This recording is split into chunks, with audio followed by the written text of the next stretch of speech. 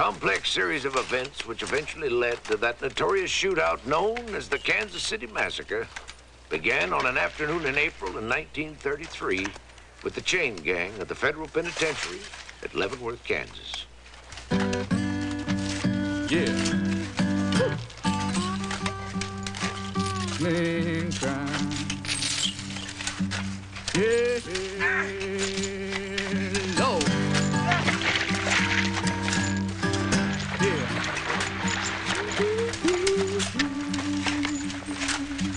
Yeah. Baby, don't. My guts are hurting me again. Painting just something awful. All right, Jelly. Over the weeds. But you just stay where I can see you. Yeah? No. Thank you, boss. Yeah, watch yourself. Screaming, crying. No, babe. Woo.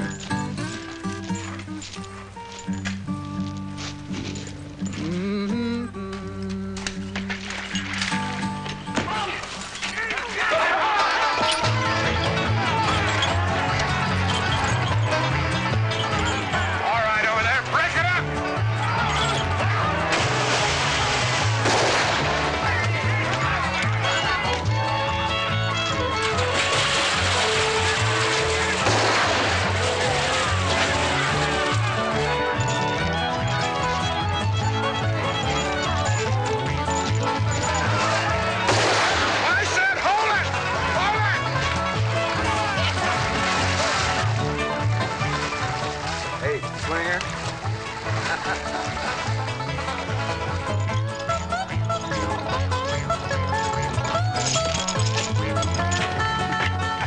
Hey, Jelly! You lost your mind, boy? Hey, boys, I think it's my turn this time, ain't it? Yo, Slingers! Hey, Coop's right. This is my boy. Better pull it. You're gonna lose him. Don't you worry none about me. I got this boy's back right on my side. Get out, break!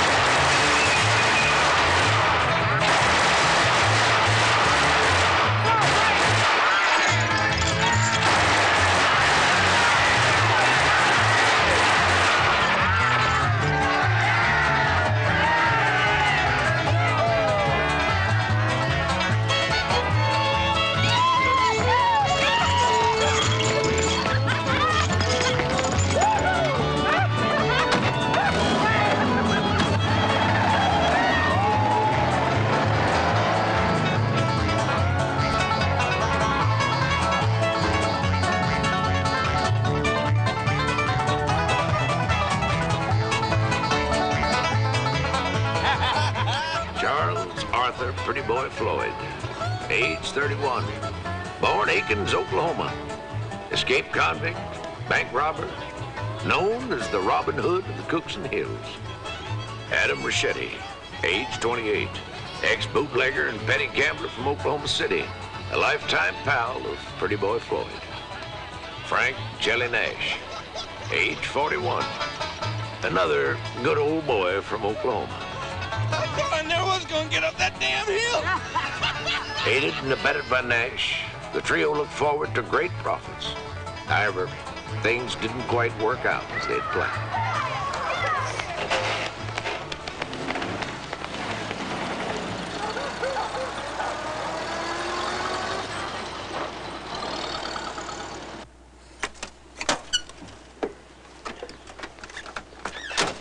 Howdy, Chalk. Gonna rob the bank?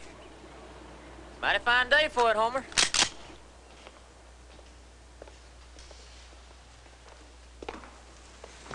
All right, let's get him up. Come on, up. Nobody's gonna get hurt. Just stay where you are. Well, looks like we're in business. Looks like.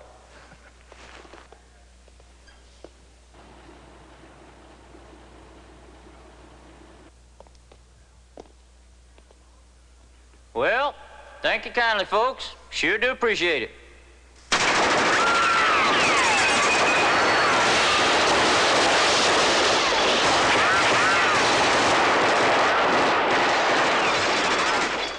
Sounds like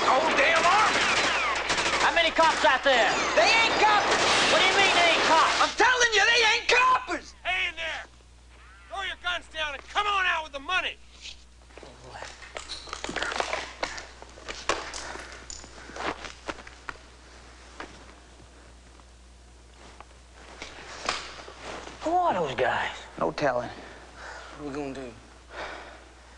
Well, I'll tell you what we ain't gonna do. We ain't gonna give them the money. What are you doing? Let me show you what I'm gonna do. You guys cover me. You ready? We're ready.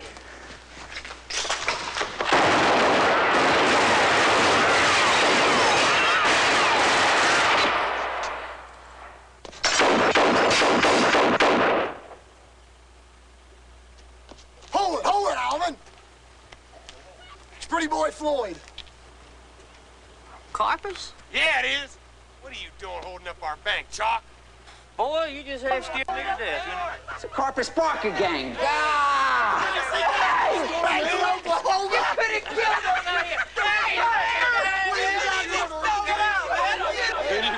Alvin Old Creepy Carpus, born Montreal, Canada in 1908, high on the FBI's 10 most wanted list.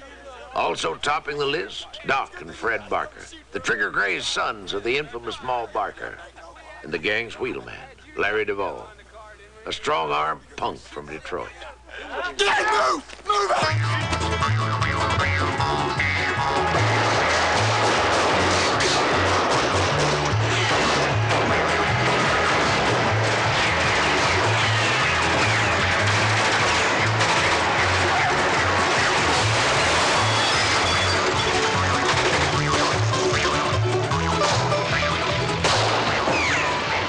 In the days that followed, the newly formed Carpus Barker Floyd gang wreaked havoc over a 3-state area. In just 10 days, they were able to remove over $200,000 from the banks of Oklahoma, Arkansas, and Missouri. Well, that brought me into it. Melvin Purvis, G-Man. Mr. Purvis, sir. Oklahoma City Star. You here to see the governor, sir? That's right, son, I am. Here you got a lead on the whereabouts of Pretty Boy Floyd. Is that true, sir? Now, the only trouble with leads is by the time you follow them up, chickens have usually flown the coop. How are you going to take care of all these bank robberies, sir? What's your plan? Mr. Stafford, do you think it'd be a good idea if I told you my plans and let the outlaws know what I'm thinking? No, sir, I guess not. Well, I don't believe it would either. I'll just promise you one thing. If I ever get ready to reveal my plans, you boys will be the first to know. Good day. Thank you, sir. That's all I ask, sir. That's all I ask. Well, we'll do our best. I'm sure you will, Governor. I'm sure you will. Governor Burns. Oh, Mr. Purvis, it's great to see you. We've been expecting you, sir. Thank you. I'd like for you to meet Mr. Ivers, president of the Oklahoma Bankers Association. Oh, Mr. Ivers. Also, Captain Jackson of our state police force. Captain. I'd like to have you meet my associate, Sam Kelly. How do you do, sir? At the outset of this conversation, Mr. Purvis, I must say that I'm most upset over the Bureau's casual attitude toward the current rash of outrageous bank holdups. I would hardly consider J. Edgar Hoover's attitude as casual, Mr. Ivers. He's as concerned about this situation as you are, as the governor, as I am, and that's why I'm here. And that's why I'm here, too, sir. You understand? Chairman, please take it easy. Please let's be seated.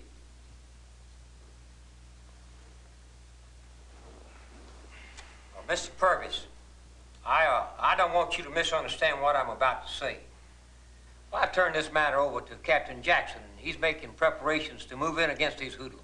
Yeah, that's right. We know where they are, and we're going in after them. You think that's a good idea, Captain? Yeah, I think that's a good idea. Me and the boys got it all organized.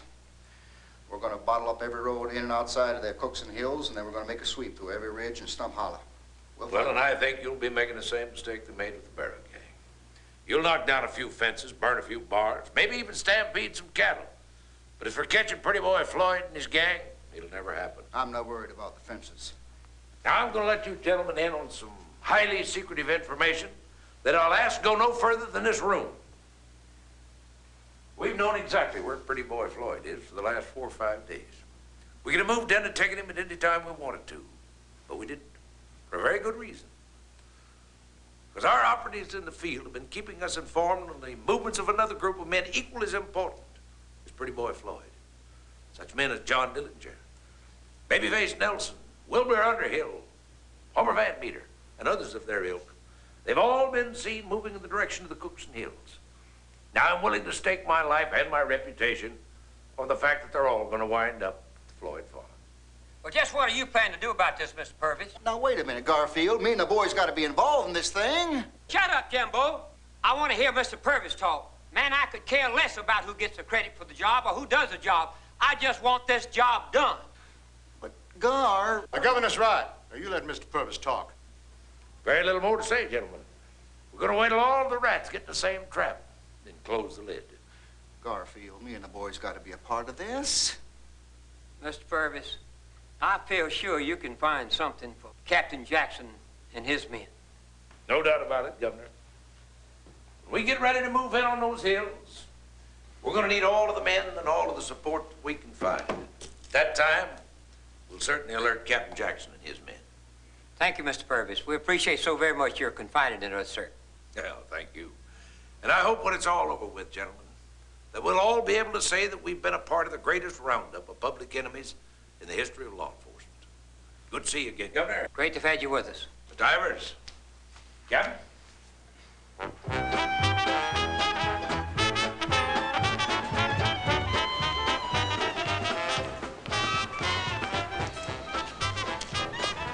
I think you handled that quite well on this, sir. Didn't I, though?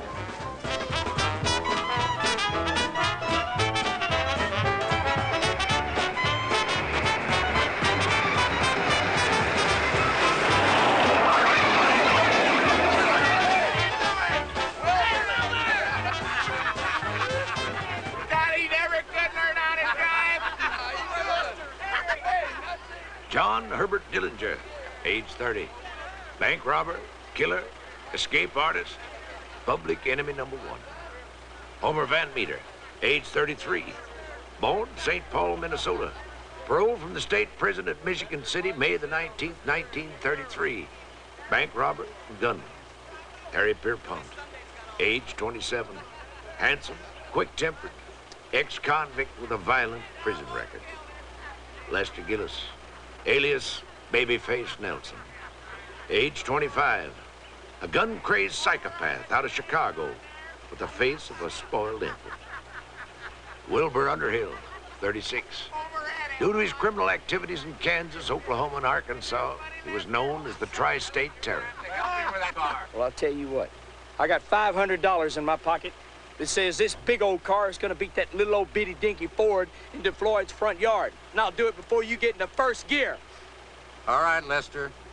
You got yourself a bet.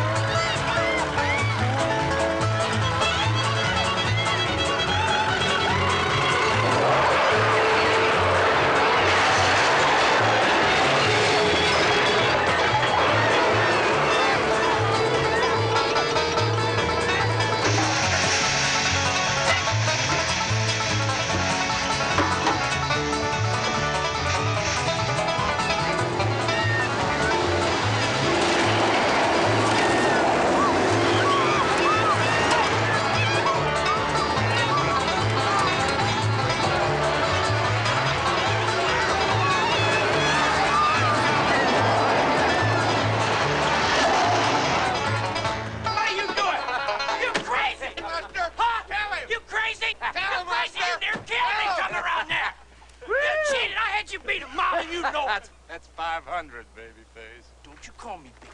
Call me babyface. Don't nobody call me that. You know that. Nobody call me babyface. I told you that. Damn you, Lester. I ought to blow your crazy head off. What you getting so excited about, Johnny? I was just going for my wallet. Why is it? Everybody always misunderstands poor Lester. Yeah, why is it, Lester? Lester. I'll pay you. Well, I'll pay always me. pay my debts. Ain't you boys ever gonna grow up? Hey, John. How you doing, man? All right, John, how are you? Come on in, Lester. We'll get us some sandwiches, boy. I feel much better now I got your 500, Lester. You'd be surprised how good I feel. Just shut up. Johnny, how are you, buddy? Hey, how you doing? So you see, if we put all our money together, that means a larger pile for each and every one of us. Hey, Wilma, honey, I might bring you some more beer out here.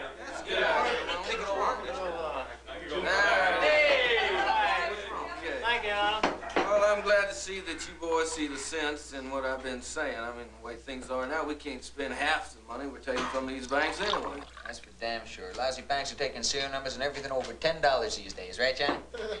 Yeah, thanks to us they are. Still don't see why we got to give all our money to Nash. Because, well, like we've been trying to tell you, Lester, now, the more money you're dealing with, the better the price. That should even make sense to you, Lester. Sure ought to. Come on now. Now, with the money that you boys brought, we got over $500,000 in large bills. Now, with that kind of money, well, I think I can get us at least 50 cents on the dollar.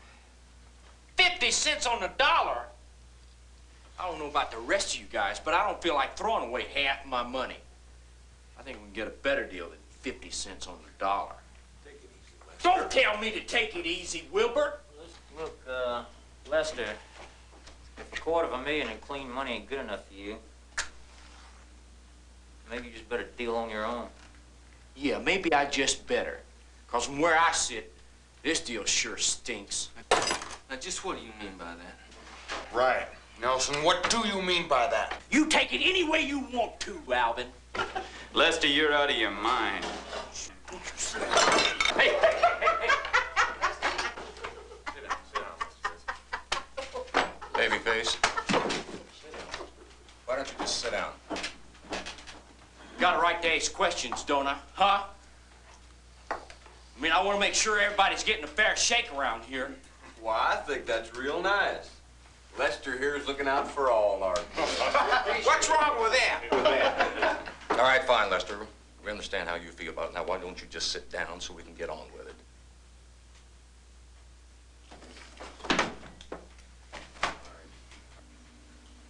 Go ahead. All right. Well, as I was saying, it seems to me that the kind of money that you boys are going to be continuing to bring in, this kind of operation is just essential. And look at here. Once our contacts realize what they can expect, well, we can deal on a far bigger price. That sounds good. It is good. Now, that's good. I'll leave for Kansas City in the morning, and we'll meet in 2 weeks at Hot Springs for the split. All right, deal. Let's do it, Thank you, Randy. All right, Mr. Purvis, along with the others, that gives us Dillinger, Carpus, and Babyface Nelson. Well, Sam, looks like our fish are about ready for harvest. Pick up about 30 of the best agents in this part. I want them outfitted with bulletproof vests, Tommy guns, and the works. Then get a hold of that Captain Jackson. Tell him to meet us just before daybreak tomorrow out there by Aiken's Crossroads. Also, you might tell him to bring all the men that he can spare and even give some thought to calling out the National Guards. May need them. I want to hit that Floyd farm, dawn. Yes, sir.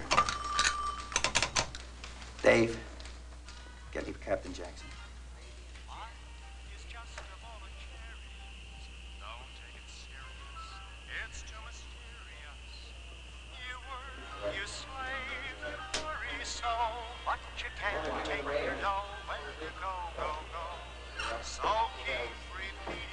How you doing in there, Frank? I'm gone. Everybody's right here.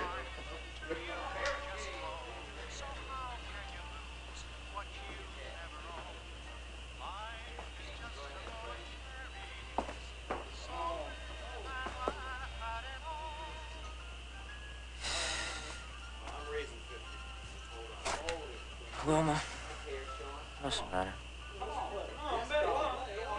Nothing. Come on, Honey, don't tell me nothing. I don't want something to bother you. Listen. I know we always talk things out. Huh? It ain't gonna be like this forever. Things are gonna change. How can you be so sure of Frank's plan? Because I know Frank.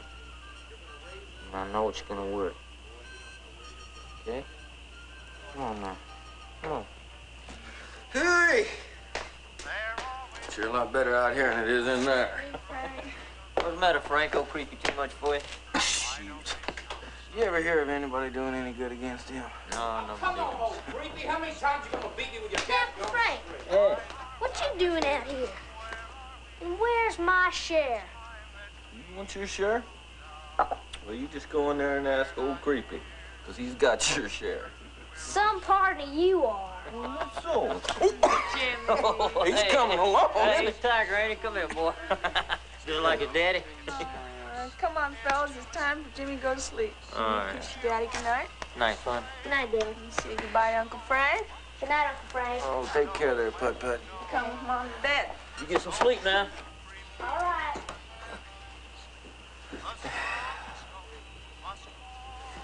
Hey, Frank. About your plan. It is gonna work, ain't it? Isn't it?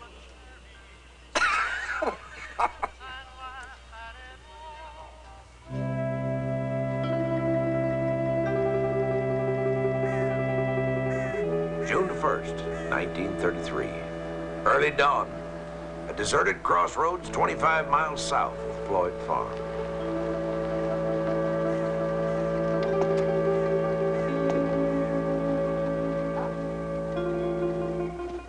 Shouldn't Captain Jackson and his men have arrived by now, sir? Smell a double cross, Sam. Jackson's not here because he never intended to be here. He wants to hit that farmhouse without us. Let's go. We're moving out!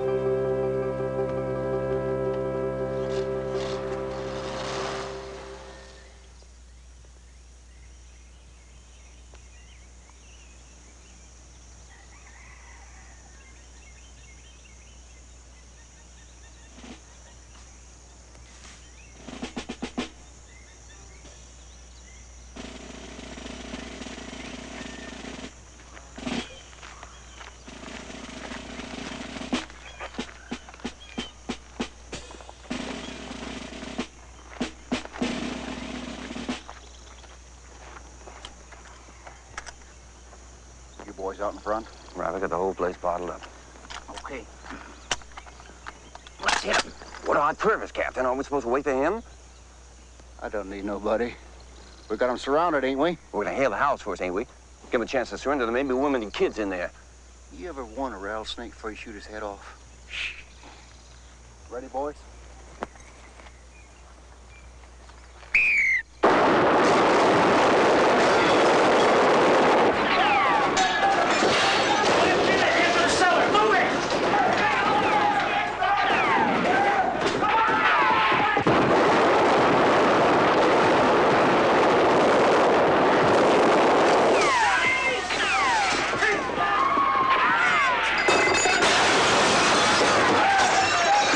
Hey!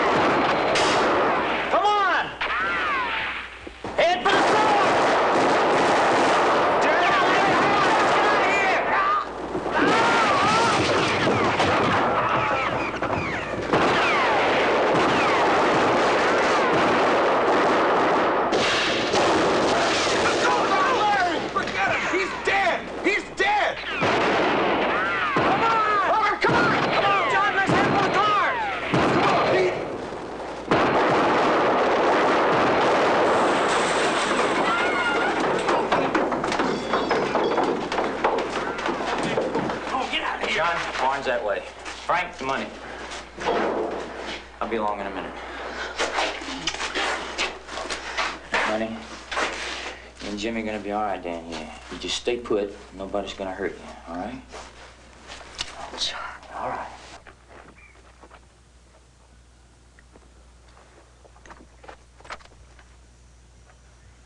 They stopped firing from the house. Now they're reloading, maybe. Are you crazy? They can't all be reloading. Keep alert. All right, get in the cars! Get in the cars!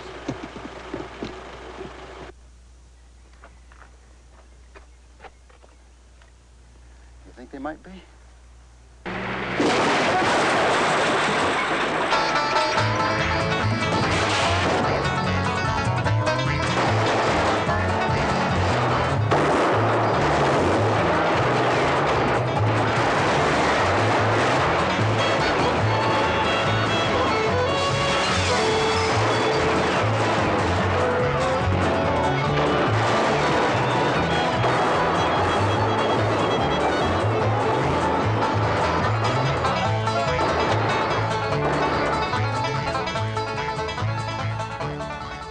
You'll never catch him in these hills. You can bet. Oh, why don't you shut up?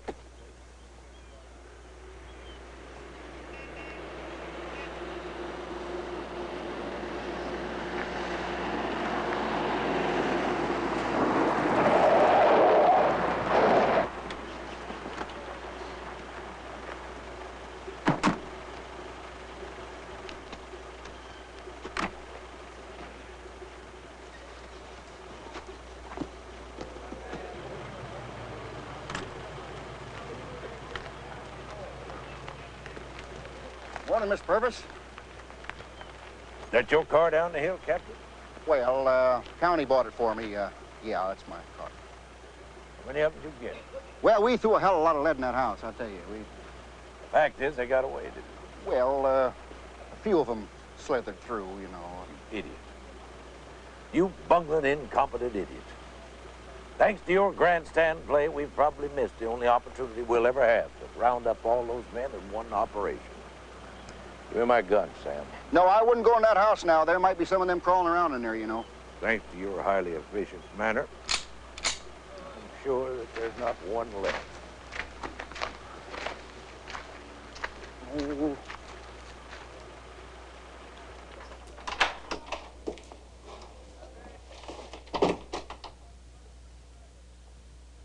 Larry Lowe.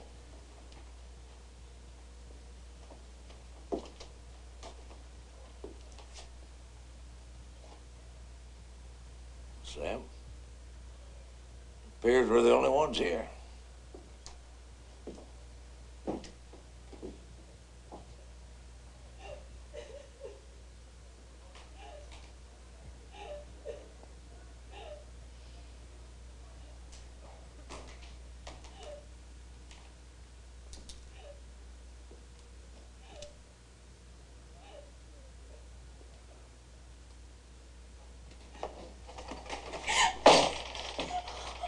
Please don't shoot us, mister. Please don't shoot it. We're not gonna shoot anybody, ma'am. Bring that boy and come on up here.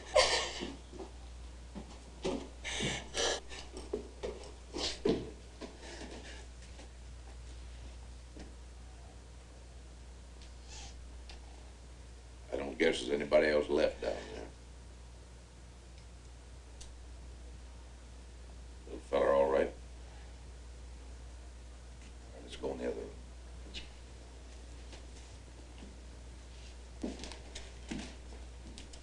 You're Mrs. Floyd, I take it. You'd be Jimmy.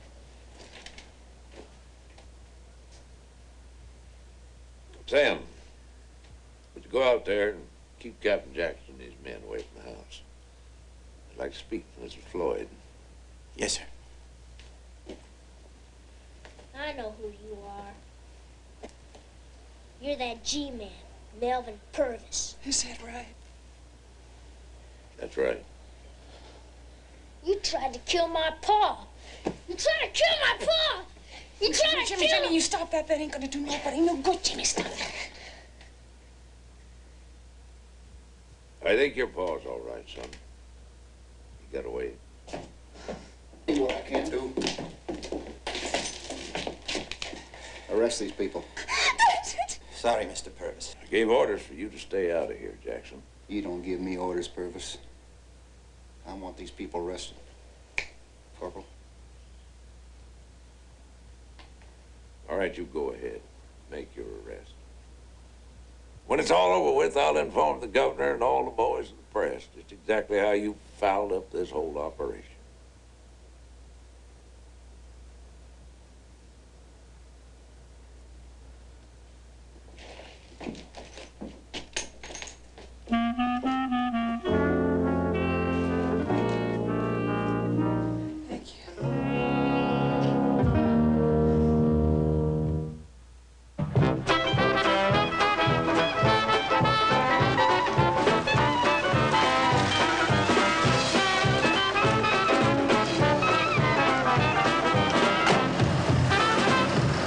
What are we stopping here for, Mr. Purvis?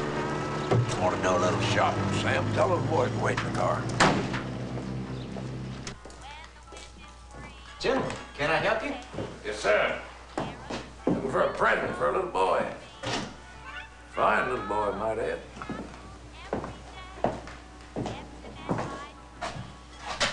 Tell you what you do, just wrap up that red fire engine over there if you would. Yes, sir.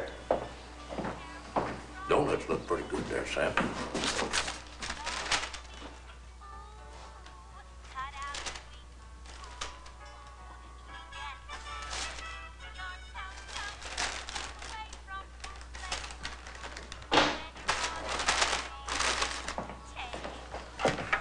Now, once you get that all wrapped up, if you would, just send it out to the little fella right there at that address.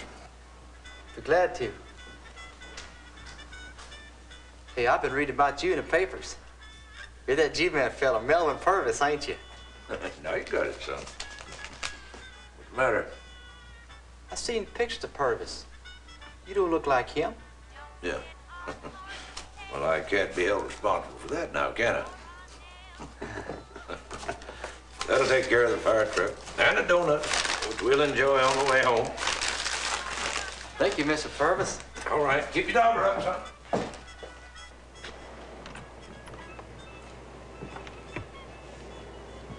You mind telling me where you're having that fire engine sent, Mr. Purvis? Not the young Jimmy Floyd. Got a hunch along about now that little fella can use a pleasant surprise.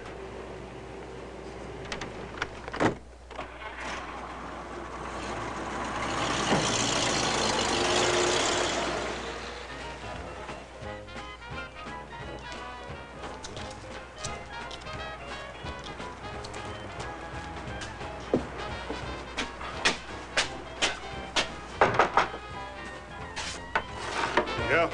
We're here to see Miller.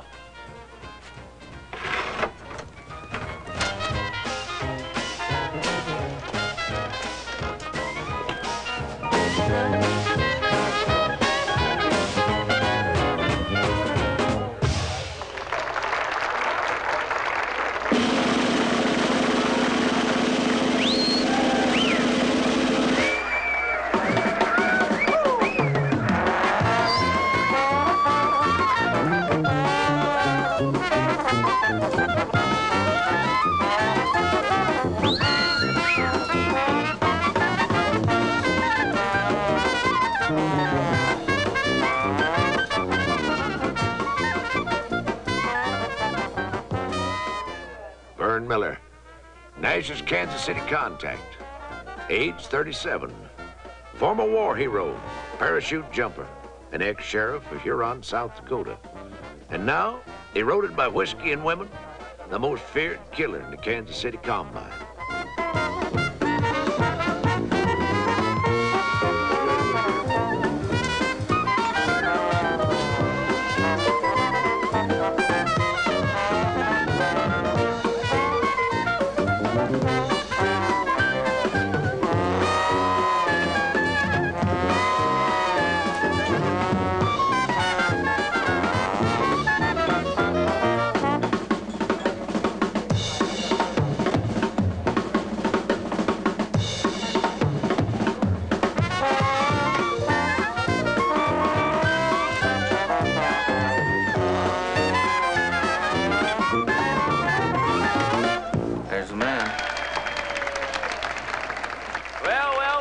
Who's here?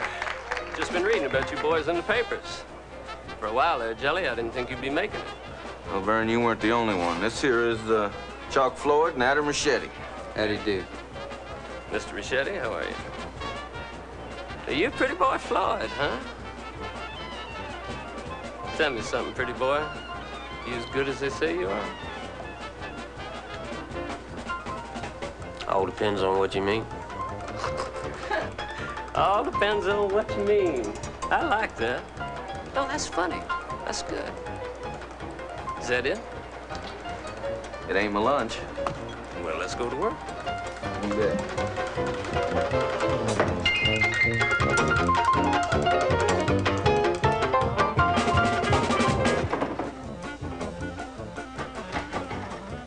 How much you bring me, Jelly? $500,000. Oh, that's a lot of money. Put it up here. Let me take a look at it. Don't that look nice? Feels good, too. Okay, let's go. What? Go where? To see the man. You don't suppose I handle this kind of action myself, do you? Before I go anywhere, I want to know what this whole setup is, Vern. Relax, Jelly. I'll tell you about it on the way over. Well, you coming or not? Let's go. Where are you boys going? With the money? Oh, no. Our deal's with Nash. Only Nash. Next, show these men around the club. You boys enjoy the hospitality. No, it should be all right, Chalk. I'll just go take care of business, meet you back here. Besides, if I don't come back, just think of all the fun you can have setting fire to this man's gin joint. Huh? I still don't like it, Frank. Yeah, well, lucky for us, you don't have to. Look, Miller, I don't like this setup, and I don't like you, so I'm gonna give you some friendly advice. Watch your mouth around me.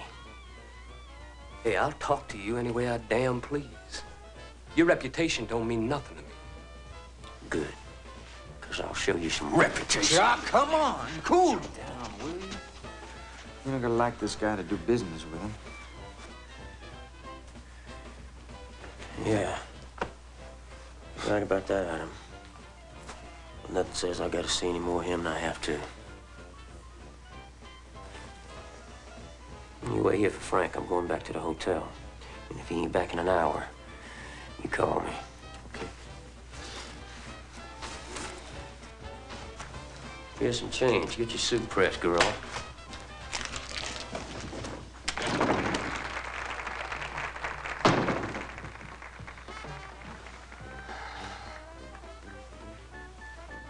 I want to give you some advice, Jelly. Keep that hayhead away from me. Let's go.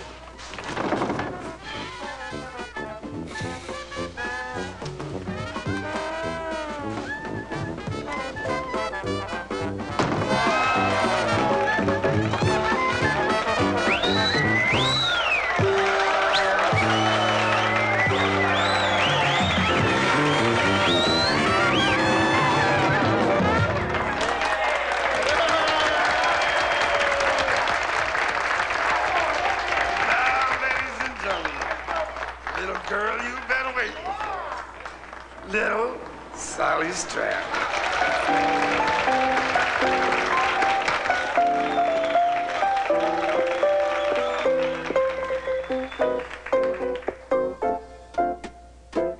Am I blue? Am I blue? Ain't these tears in my eyes telling you?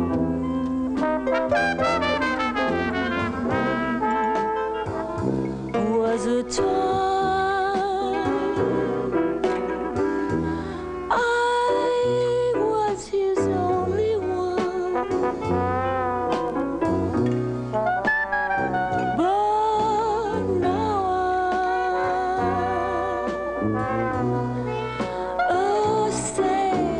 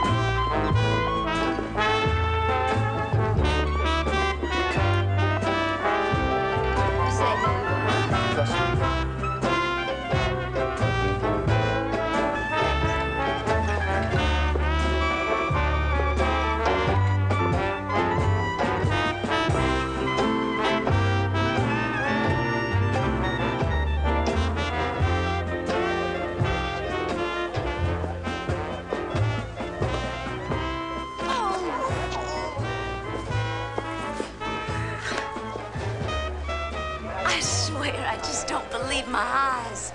What are you doing here? What am I doing here? I was about to ask you the same question. I'm glad to see you.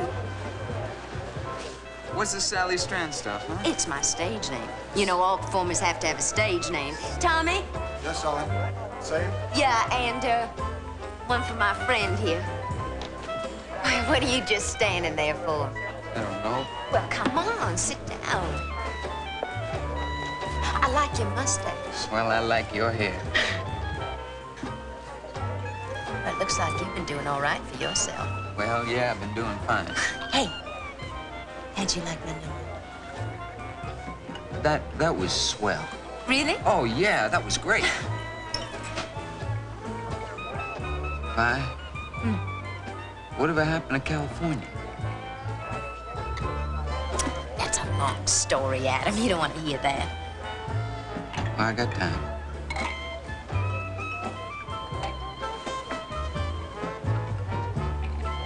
All right. I have to fix my makeup for my next number. Come on to my dressing room.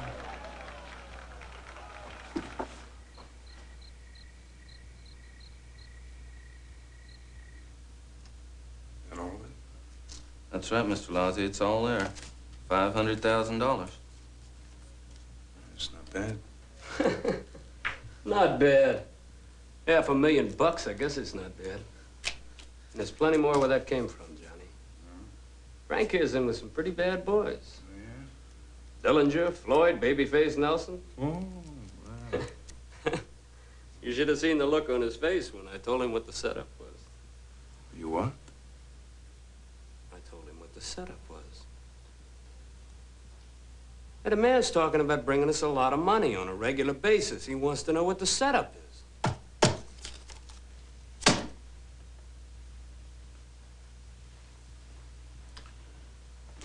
Excuse us a second.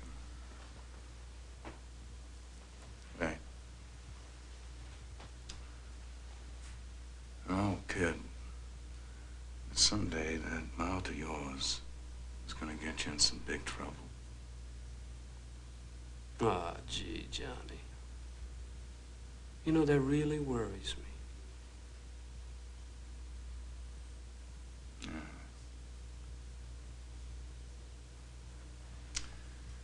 All right, Nash. 2 bits on the dollar.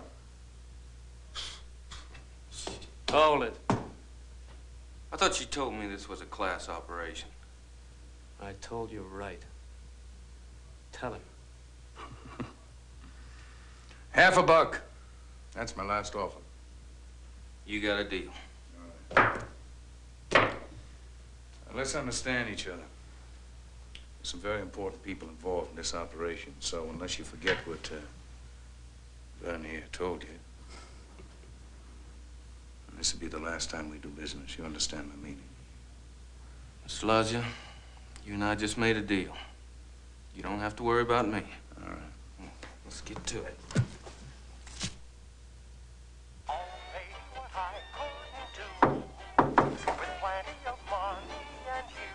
Open up, Chalk. It's up.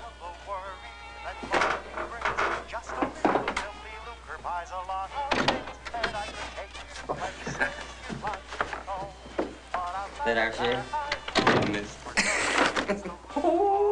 There's a lot more in the car. Old Jilly done it again. Boy, I tell you, that's one hell of a way to treat that kind of money in this old bag, ain't it?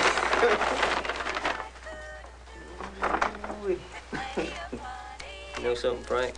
What's that? That old Miller, he's right about one thing. Yeah?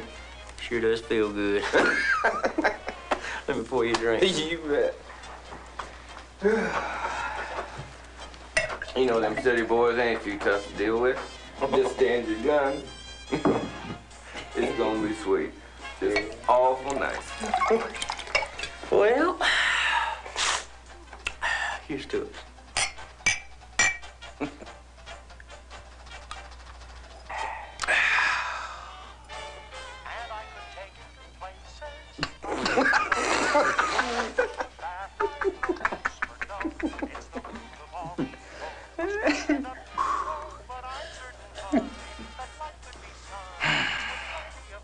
Well, I hope you boys don't mind if I break up the festivities. Sorry. Oh, Jock, you know it's been 4 years since I've had any female companionship. Now, I don't know about Francis, but I'm beginning to get a little edgy. This way I'll have a week with her before Johnny and the boys show up for their share. Frank. A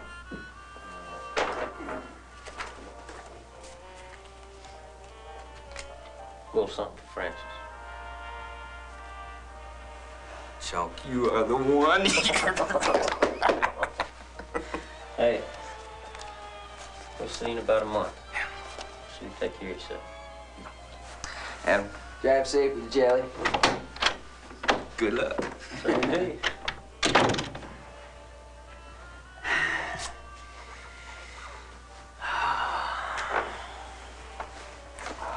You know something, Adam? What? It's gonna be one hell of a setup. But there's one thing I don't like. What's that? Having to deal through that damn Miller. I'll tell you something worse. You know who he's got with him? Vi.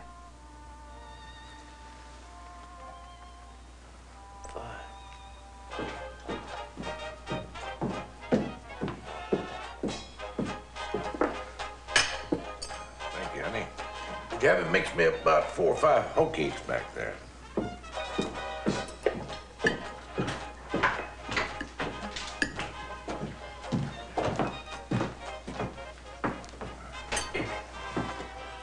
What's up, Sam? Just got word that Frank Nash's wife was spotted in the Hot Springs area. It seems she's rented a house there under an assumed name. What about Frank and the others? Nothing on them, sir. Funny thing about these people we're chasing, isn't it? Does it make any difference how reckless they get or how cowardly they are or how far they run? They always seem to cleave on to the women. Could be their undoing. This case probably will. Where are you going? Well, aren't we going to Hot Springs, Mr. Purvis? We certainly are. Not till she gets back with the hoe cake and we finish this wonderful platter of catfish here. Eat up, Sam.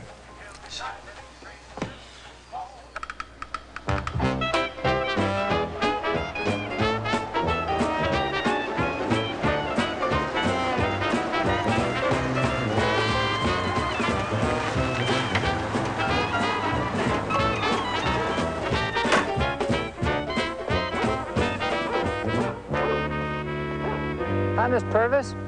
Good morning, Ray. Anything new? About an hour ago, a man went inside. He had red hair, glasses, and a mustache. Doesn't sound like anyone we know, Mr. Purvis. Which house was it? Third house down there on the left.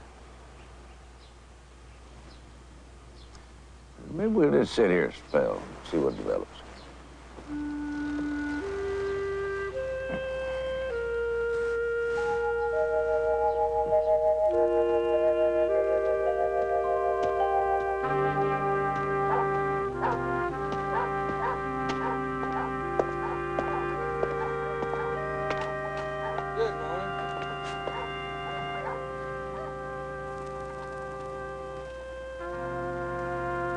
You?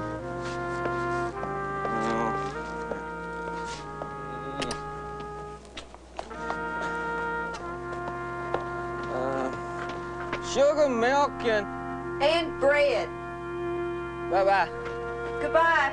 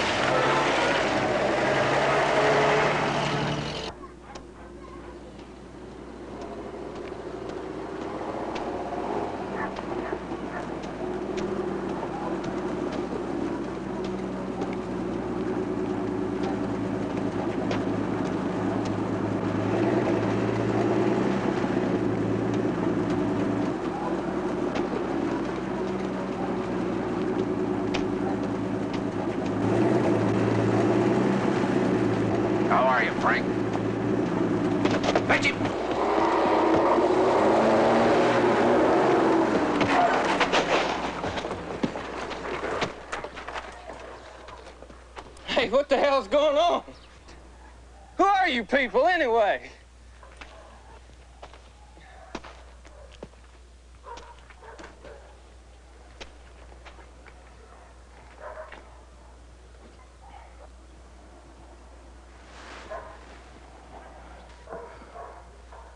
You know what, Frank? You look better with it. Now let's go see if we can find that money.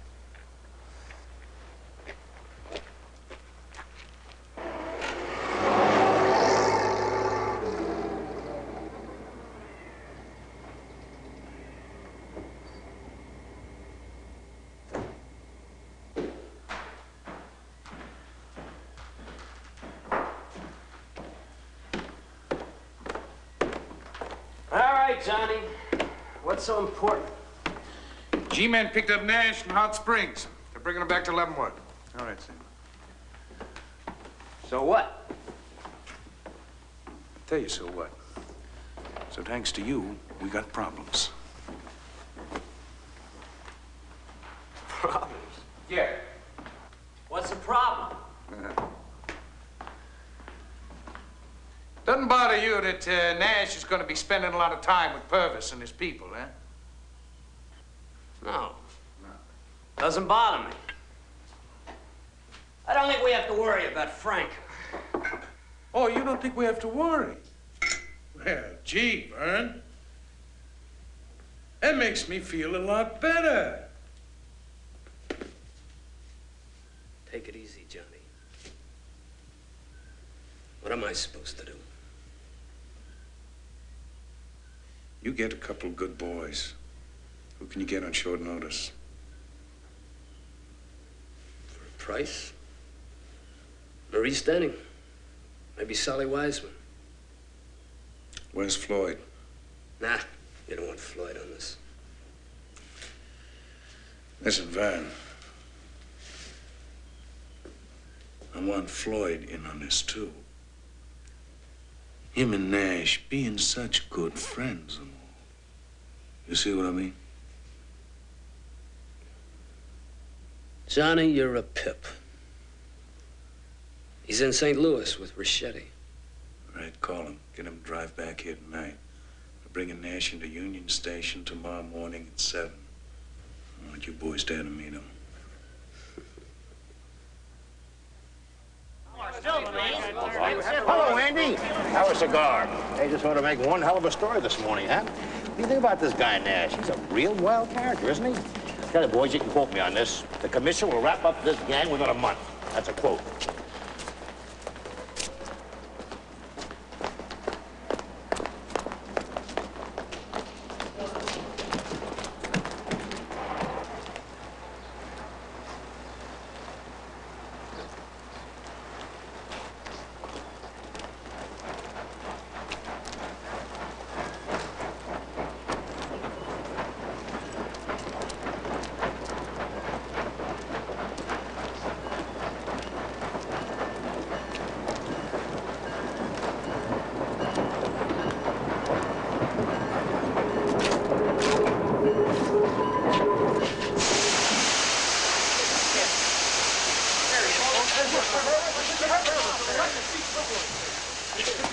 All right, no questions, please, huh? Mr. Purvis? I said no questions, please. What are all these people doing here, Sam? Looks like we took out an ad. Mr. Purvis, we work in the newspaper. We'd like to get a story or... Oh. We only got time right now. Just hold on there a minute. Just who are you? My name's Purvis. Melvin Purvis. And I don't believe I caught your name. McElwain. Commissioner Hubert T. McElwain. And in Kansas City, Mr. Purvis, we treat our news people with respect. Well, I'll try to remember that the next time I'm passing through. And now that we've established as to who's responsible for this crowd, maybe you'd be good enough to tell me whether the additional support I requested has been arranged for. Don't you worry about a thing, Mr. Purvis. When it comes to law enforcement procedures, Kansas City has never been found wanting. As I think you'll find we got the situation well in hand. Right, boys? Right.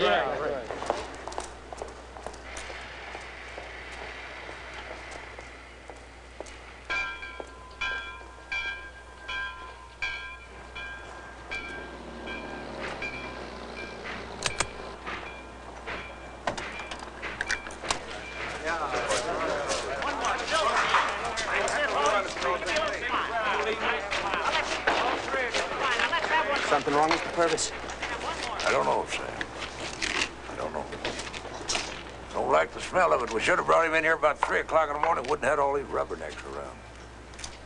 We'll cross that plaza of that car and do it in a hurry and get him in there and get him out of here. Let's go.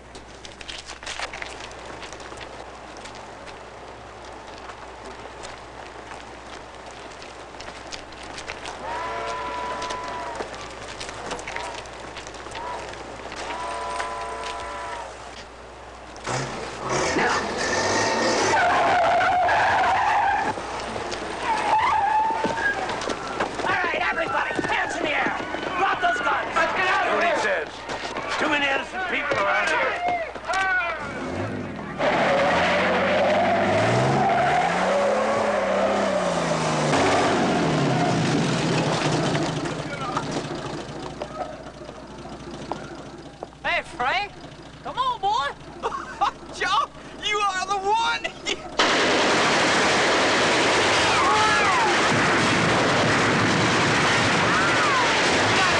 killed Frank. You killed Frank.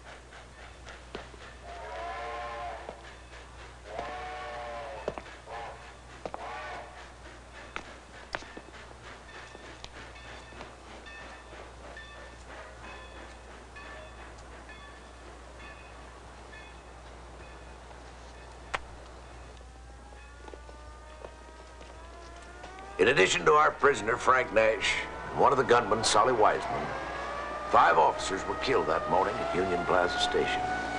Frank Hermanson and W.J. Grooms of the Kansas City Detective Bureau, Mike Fanning and Lyle Gage of the Federal Penitentiary, and Ed Martin of the Bureau. 12 innocent bystanders were also seriously wounded in that violent exchange of gunfire, which came to be known as the Kansas City Massacre. Now, this has gone on far enough. These killings have got to stop. Therefore, I tell you, gentlemen of the press, we must fearlessly dedicate ourselves to the unending crusade against those who would pervert our moral climate with these acts of lawlessness and villainy. Steinman, Kansas City Star. Yeah, Mr. Commissioner, do you have any idea who was behind this massacre? Yes, sir, I do. It was Pretty Boy Floyd. That's right, Floyd. Now, we were eye to eye out there in that plaza, but there's no doubt in my mind that he's the man who organized this brutal attempt to free his infamous partner in crime, Frank Nash. Floyd never fired a shot. What's that, Mr. Purvis? I watched Floyd out there. He was armed all right, but he never fired either of the guns that he carried. Well, anyway, in his cowardly flight from the area, he no doubt chose not to risk himself in personal combat with a superior law force. But there can be no doubt that he's the man responsible for the death of 5 brave officers. Well, I doubt it, Commissioner. Just what exactly do you mean, Purvis? I mean, I've got an investigation underway and the facts are still coming in.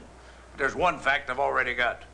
And that is that Pretty Boy Floyd was just as surprised today as we were. One more question. That's all I've got to say. Did you actually see? Certainly I saw him out.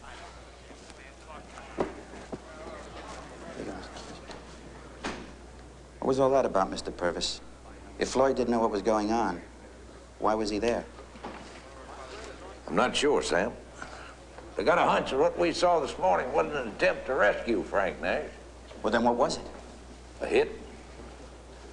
I'd give a lot to know what Floyd's thinking right now.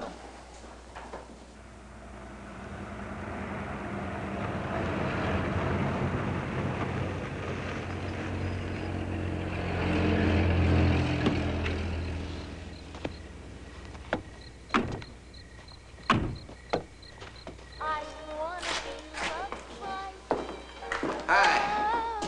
About a couple of ham sandwiches, some pop. I wanna be kissed by you, just you, and nobody else but you. I wanna be kissed by you alone. Papa, I couldn't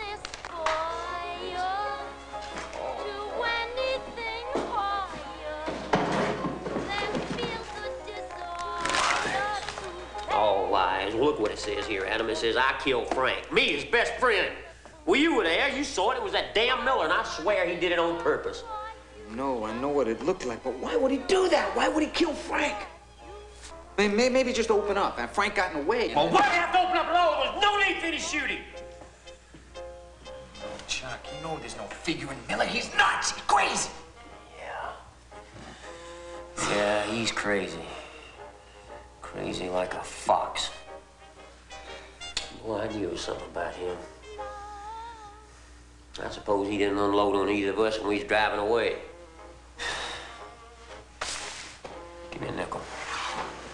What for? Call it Purvis. You what? Look, Adam, he's the only one who told the truth about me to those reporters, and it don't look like nobody believed him. I just wanted to know, that's all. Pretty boy Floyd, he's definitely close to 6 feet tall. Yeah, well, that's all right. We make mistakes too, man, but we appreciate your call, and we hope there are more people like you. Thank you, man. Another false lead. I swear I think we've got every hysterical old lady between Delight, Arkansas, and Harrow, Oklahoma, seen Vern Miller and Pretty Boy Floyd running around in their hyacinth plants and a gladiolus boat. Euro headquarters, Cap. Oh, yes, sir. He's right here, sir. It's Mr. Hoover. Yes, sir. What's on your mind? Yeah, I know that. We got every man in this territory working on it. Yeah, well, let me tell you, when you're trying to protect the lives of these innocent people against a bunch of trigger-happy nuts that'll fire at anything in the world when you get them cornered, it's going to take a little time. Not only that, you got us operating strictly by the book. These birds threw the book away years ago. Only time they want law and order is when they get caught. Boy, then they want all the laws enforced. Now, we're going to get them. Okay. We're going to get them. It's just going to take a little time. Collie speaking. Besides that, I believe there's some folks a whole lot higher up than this bunch. They're the ones I'm after. Just hold the line. He's right here. No, I don't think there's any need in your coming down here right now. Yes, sir. Well, I got 2 men up there working on that now. Hold on just a minute. Floyd's on the other line. I wonder if I might call you back a little later. We got Pretty Boy Floyd on the other line here, and I'm interested in hearing what that bird's got to say. Yes, sir. I'll keep you informed. Thank you. See if you can get this call traced, Sam. Dan, this is Collie. Have this call traced. Yeah, Floyd Purvis here. Purvis? I just want you to know I appreciate you telling those reporters the truth. I didn't have nothing to do with setting that thing up yesterday, and I sure as hell didn't kill Frank. I know you didn't. And while I'm at it, I owe you for something else. What's that? Wilma told me how you helped her out at the farm. It's all right. I didn't see any need in having her arrested. I'm sure she's not any more proud of your actions than we are. Well, okay, I gotta be going now. Hey, you know this was a hit, don't you? Floyd, you hear me? I heard you. Well, what do you think? I don't know. If it was a hit, why would they want me there? Everyone knows I was Frank's best friend. Yeah, and that's exactly why you were there. With you on the scene, it wouldn't look like a hit. But why would they want to kill Frank? Well, the way it appears to me, he knew some things that people didn't want him talking about. Now, you think about it. There was no need for any shooting. I'd already given the order to hold fire. Yet Miller opened up, wiped Nash out with the first burst. And it also looked like he was trying to get you and Ricchetti, too, as you drove away. I gotta be going now, Purvis. Floyd, where can we find Vern Miller? I don't know. But when you do, he's gonna be dead. I don't do that. If you kill Miller before we get a chance to talk to him, we may never find out who the real men are behind this. Now, if you'll just...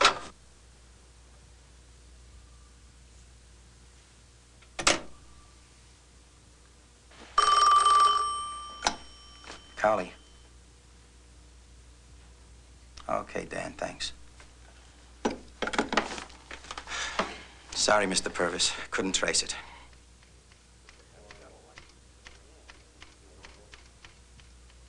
But what I don't understand is this, Mr. Purvis. If you thought it was a hit, why didn't you tell that to the press? I don't find it necessary to let the people we're after know that I'm on to them.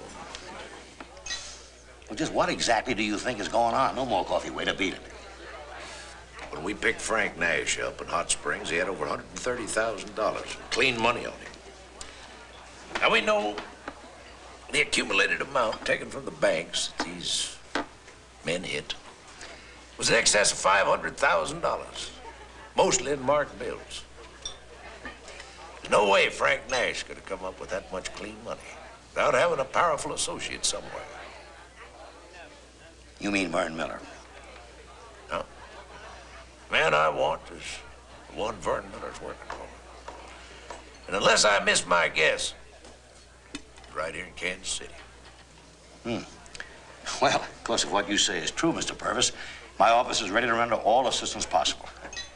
Oh, there's Tom Pendergast. He'll expect me to say hello. Excuse me. Say, Tom, got a minute there? So, that's the kingpin of Kansas City. Yes, it is, Sam. Around these parts, he wields a lot of power.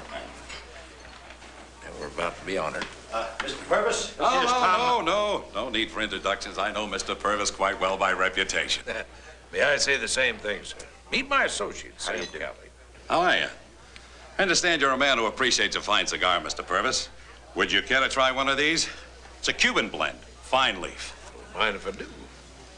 Well, how do you like our fair city, Mr. Purvis? It's a good town. Good town. Good. Then you don't mind me making a small suggestion. Go right ahead. The next time you decide to transport any of your criminals, you'd be doing us a favor by not bringing them through Kansas City. You see, we like to keep the town nice and quiet. Don't we, you? That's right, Tom. We sure do. Well, they don't call it quiet when in broad daylight a dozen good voters are shot to pieces, not to mention 5 stalwart officers of the law. But, Tom, Well, my pleasure meeting you, Mr. Purvis. The next time you're in Kansas City, I wish you'd be my guest for dinner. Thank you, sir. I'll remember that. All right, gentlemen. Oh, say, Tom, one more thing. Looks like our friend's got his problems, doesn't it? You know, he's an awfully busy man, Mr. Purvis. Awfully busy. I noticed that. Well, I'll say one thing for Tom Pendergast. At least he has good taste in cigars.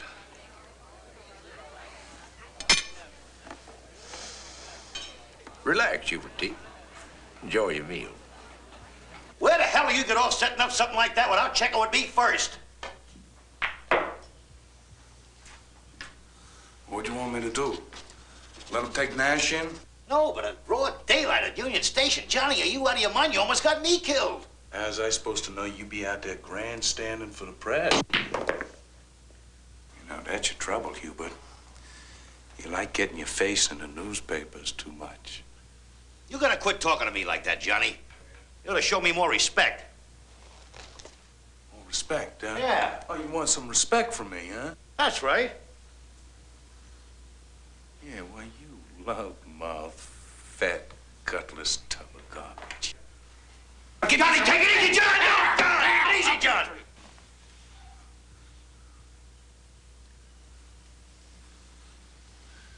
I'm gonna give you some advice, human. You better stop believing your own publicity.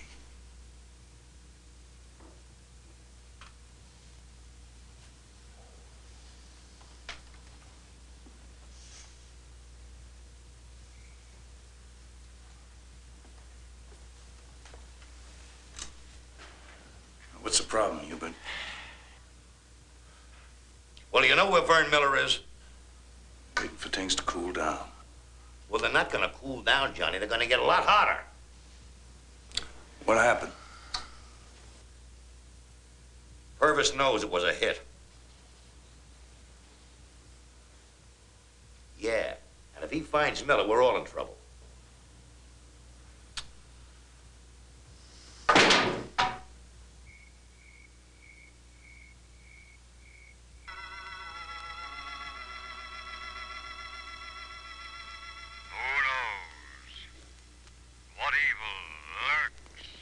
hearts of men. The shadow knows.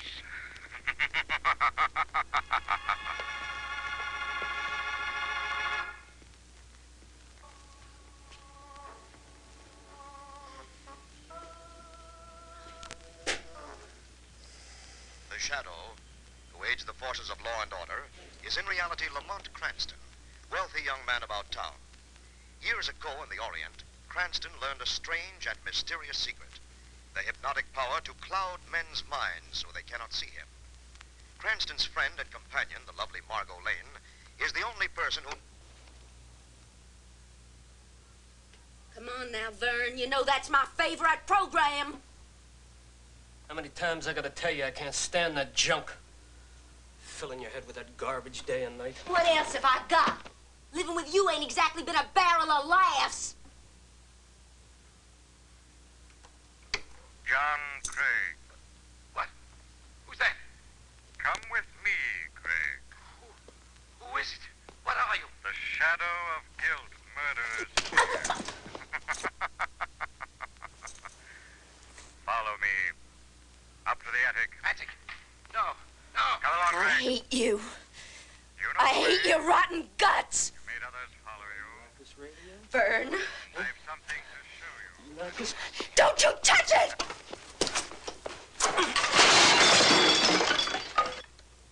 You got no right to treat me this way! You got no right! Get out of here, Bly. Go on, get out while you got a chance. Go on, here's your coat. What's your hurry? Get out of here. And don't come back. You won't have to worry about that, Vern. I'm only sorry this didn't happen a long time ago. Go on. Well, you gotta tell your story, walk.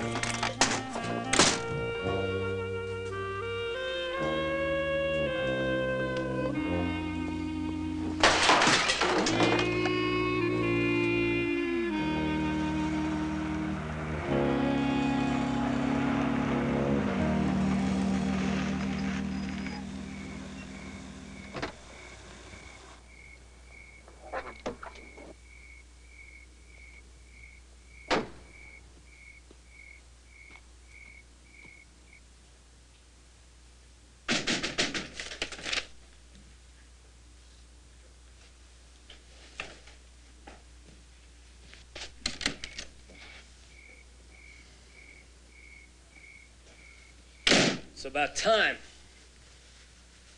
What happened here, Vern? Nothing. Where's Vi? She's not here. Yeah, I can see that. Good. You got my money? Vern. Vern. Yeah. How about a whiskey, Johnny? Yeah, that's fine.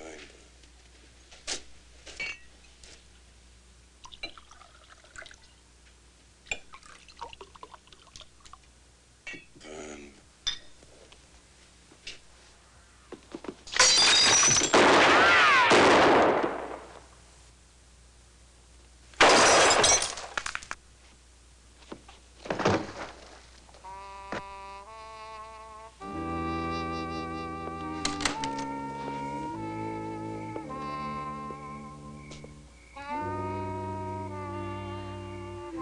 Hi, baby.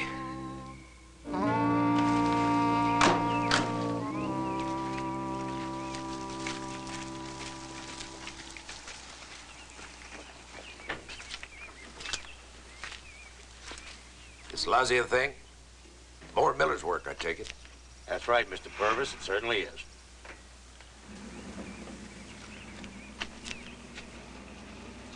Well, I guess this kind of wraps things up for you, eh, Mr. Purvis? Oh? How do you figure that, Commissioner? Well, this Lazia, you know, he was a pretty big operator in these parts. Whiskey, gambling, prostitution. Obviously, he was the one Miller was working for. In other words, what you're telling me is that, in your opinion, this is nothing more than a falling out among the thieves, huh? Looks that way to me.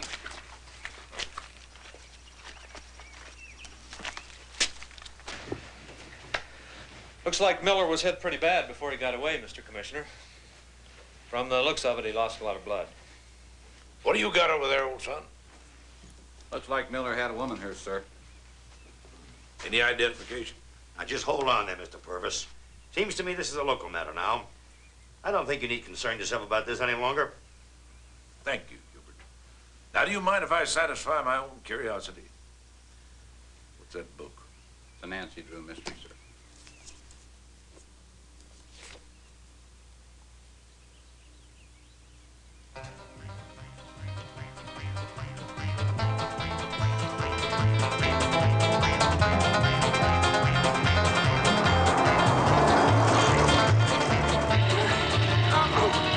Take it easy, sweetheart. This thing's killing me.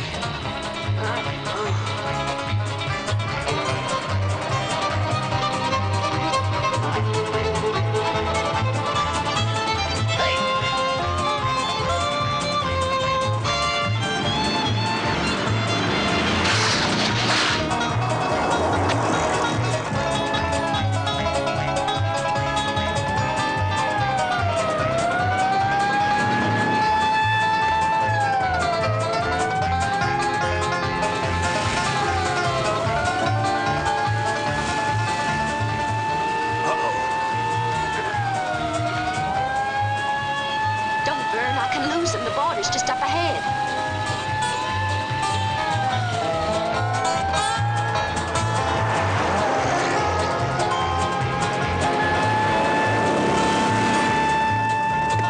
They ain't stopping.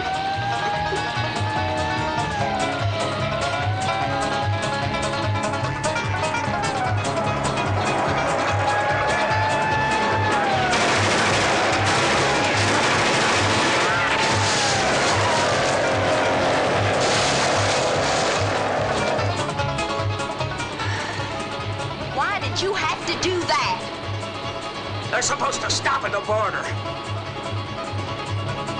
Well, that's the law, ain't it?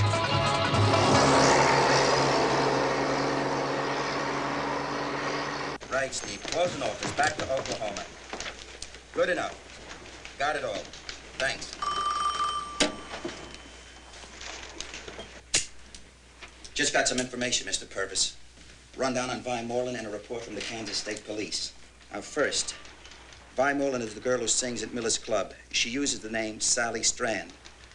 She's from Tulsa, and she's still got a mother there who runs a cheap rooming house on 5th Street. Now, the Kansas police report that about 2 hours ago, a Ford sedan with a man and woman aboard answering the descriptions of Miller and the girl crossed into Oklahoma. En route, they had a run-in with a couple of Kansas cycle cops and shot up one of them pretty bad. Well, I don't believe we'll do ourselves any harm, Sam, if we check out that boarding house in Tulsa. Anything else? Well, yes, sir, there is a real coincidence. Seems as though Adam Rachetti and Vi Moreland used to see a lot of each other about 4 years ago back in Tulsa.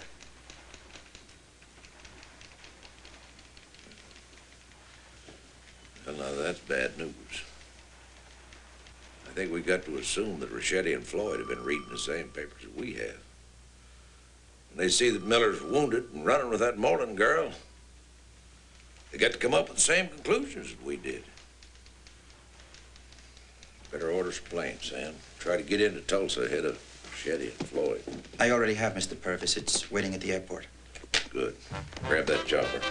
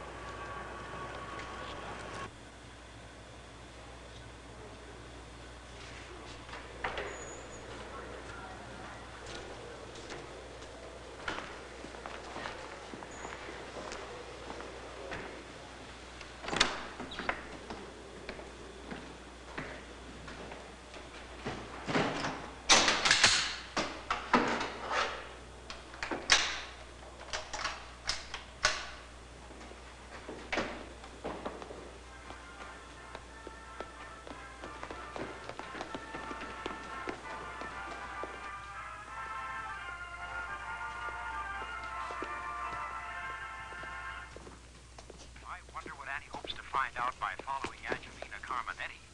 It certainly is thrilling. And say, wasn't that exciting news we heard last time about Orphan Annie's new identification bureau? Yes, sir. Every one of you boys and girls can get in on it. Easy, Mrs. Warren. We're looking for Miller. Is he in there? Is he? What's wrong, Mama? Move! What do you two think you're doing? Where is he? In here, Adam. Honest, he ain't in Come here. on, Vi. Set up Frank and tried to kill me and Adam. Now, where the hell is he?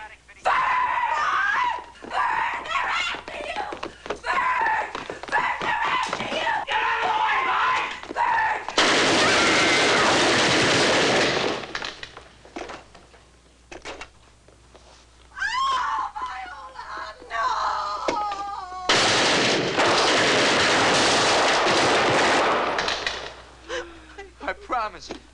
You could be okay. I'm so sorry. So sorry. Oh, God.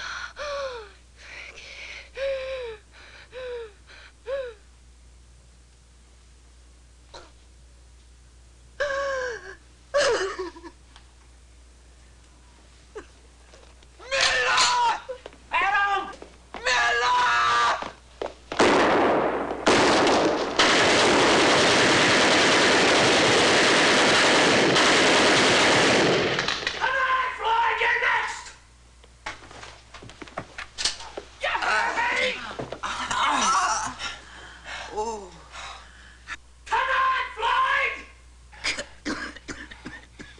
You're gonna be all right, Adam. I'm okay. You stay here. What's the matter with you? Come on!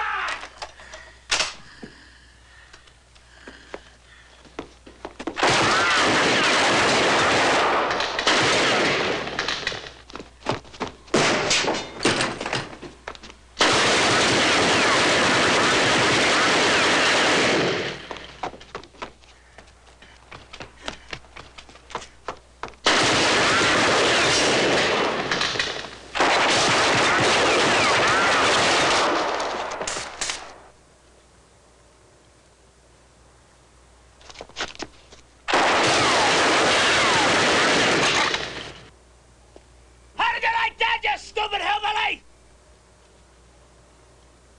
Come on, Bonzo! Get your head out again, you dumb bozo, and I'll take it over the neck!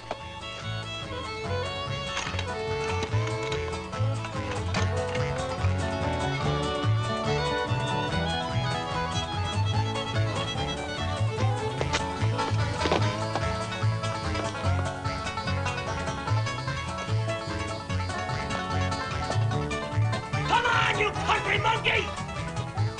What's the matter with you, you dumb hick? You want to kill somebody? Here I am! Clyde!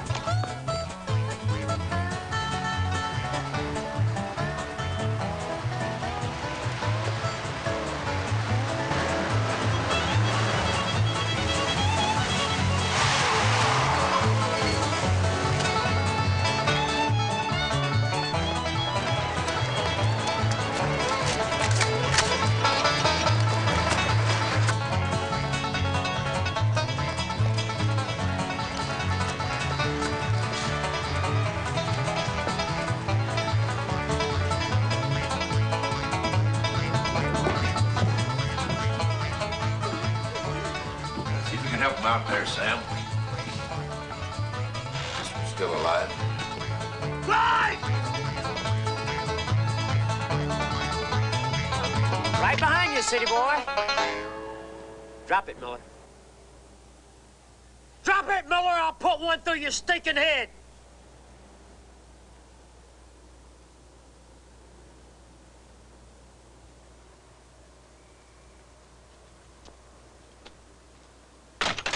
You got this thing wrong, old buddy. It wasn't me that set you up. It was Lazzie and McElwain. Hey, I killed Lazzie for you. I'll get McElwain. You and me'd make a hell of a team, old buddy. What do you say?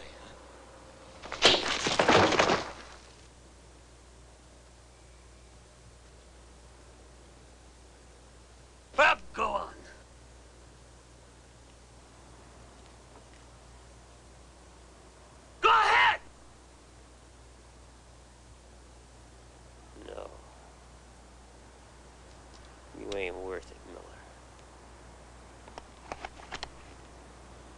tell Purvis we're eating.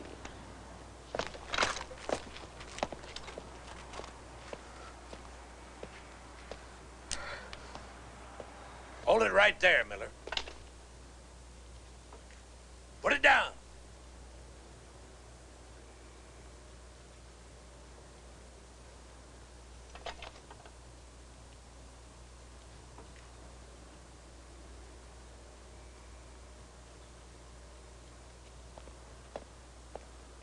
That's far enough, Floyd. You're under arrest.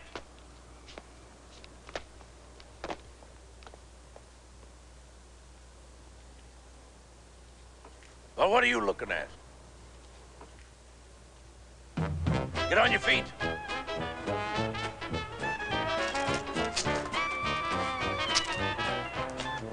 Let's go.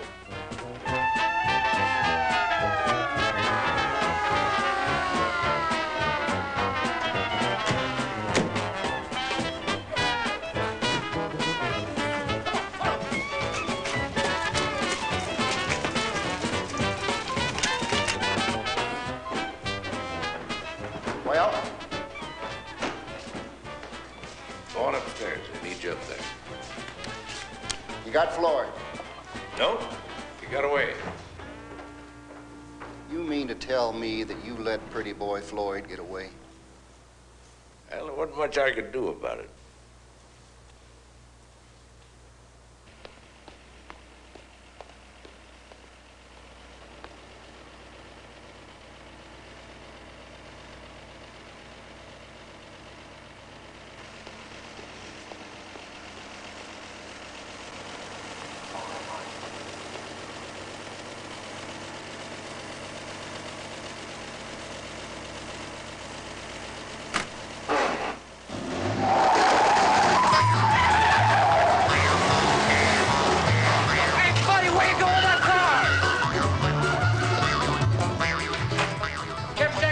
Floyd just drove off in your car. Was that my car?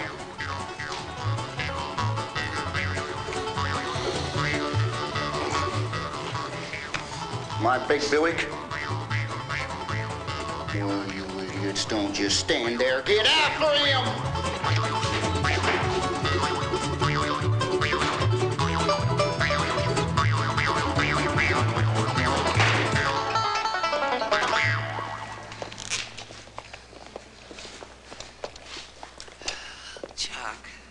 Looks like he got away.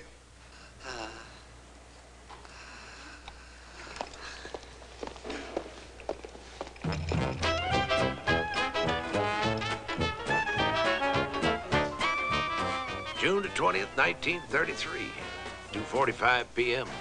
Federal Building, Kansas City, Missouri. Acting on the information supplied to us by Miller, we were prepared to move against Police Commissioner Hubert Tucker McElwain.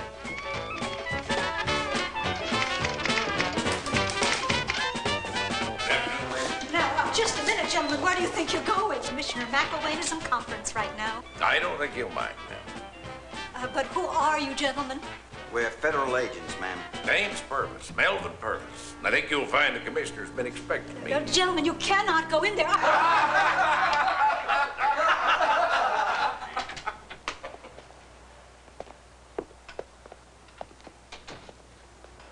I didn't hear you announce, Purvis. No, you didn't, Mr. Commissioner. Can't you see we're in the middle of some very important city business here? Yeah, I can see that. Well, we're here on some pretty important business, too. Federal business. Oh? Now, just how is that supposed to concern me? According to your friend Vern Miller, quite a bit.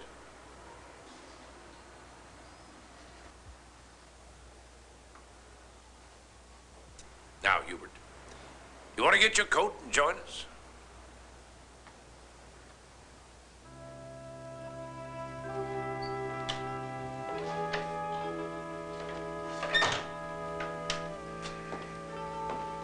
There was no question that the case against McElwain would stick. Still, I was left with a feeling of despondency. Something that I couldn't identify, couldn't put my finger on.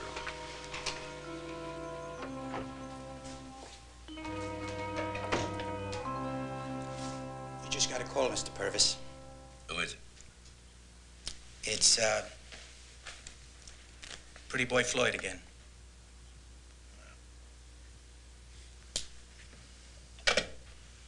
Hello, Floyd. Yeah, I read about your escape. I'll trace it.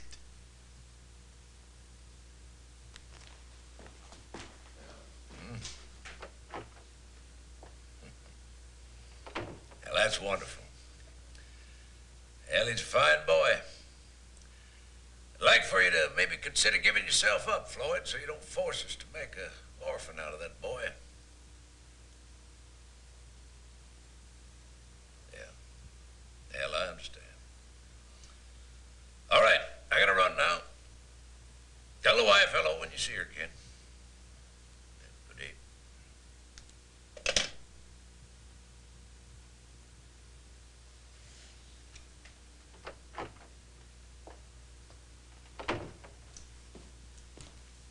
Sorry, Mr. Purvis.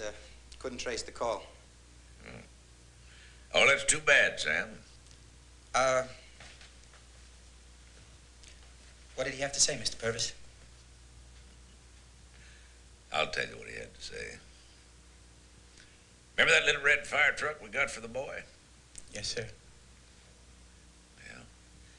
Well, he said the boy kind of rejected it in the beginning when he found out who it was from. But now he plays with it every day. Puts it there on his nightstand at night, right by his bed. Ain't that good, Sam?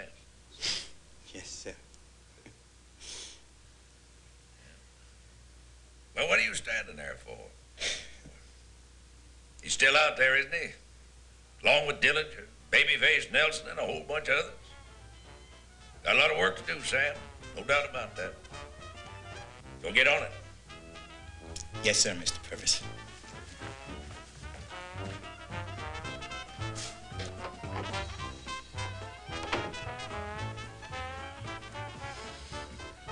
Little red fire truck.